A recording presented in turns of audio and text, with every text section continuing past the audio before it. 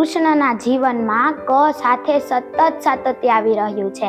તેથી કૃષ્ણ અને ક વચ્ચે મારી એક કવિતા કે કૃષ્ણ મને એમ લાગે કે તને ક સાથે જ ફાવે.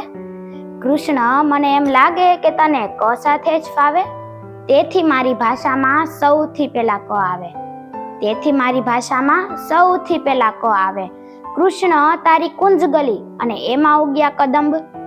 કૃષ્ણ તારી કુંજ ગલી અને એમાં ઉગ્યા કદંબ.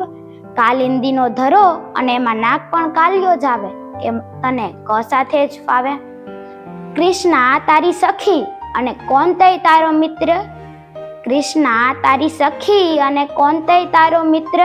ફૂઈ કુંતી અને ક્રૂર મામા કંસમાં ક તો આવે જ કે તને ક સાથે જ ફાવે. ને યુદ્ધ તો ગમે ત્યાં થાય એમાં જ કુરુક્ષેત્રનો ક. યુદ્ધ તો ગમે ત્યાં થાય એમાંય કુરુક્ષેત્રનો ક. વિપક્ષમાં હોય જો કૌરવ તો તને કાવા દાવા કરતા પણ ફાવે કે તને ક સાથે જ ફાવે. ને અર્જુનનો શત્રુ ભલે કર્ણ. અર્જુનનો શત્રુ ભલે કર્ણ. ક નાતે તો પોતી કોઈ લાગે. 18 અધ્યાયમાં કર્મનો એક આખો અધ્યાય આવે કે તને ક સાથે જ ફાવે. સેનાપતિમાં કૃતુવર્મા અને ગદાનું નામ કૌમોદકી. સેનાપતિમાં કૃતુવર્મા અને ગદાનું નામ કૌમોદકી.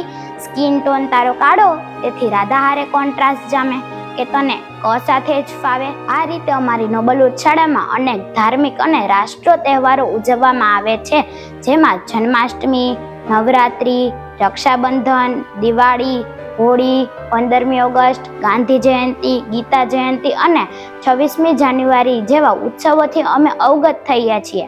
તે માટે અમારી નોબલવૂડ શાળાની મુલાકાત લો અને એડમિશન કન્ફર્મ કરો. Thank you.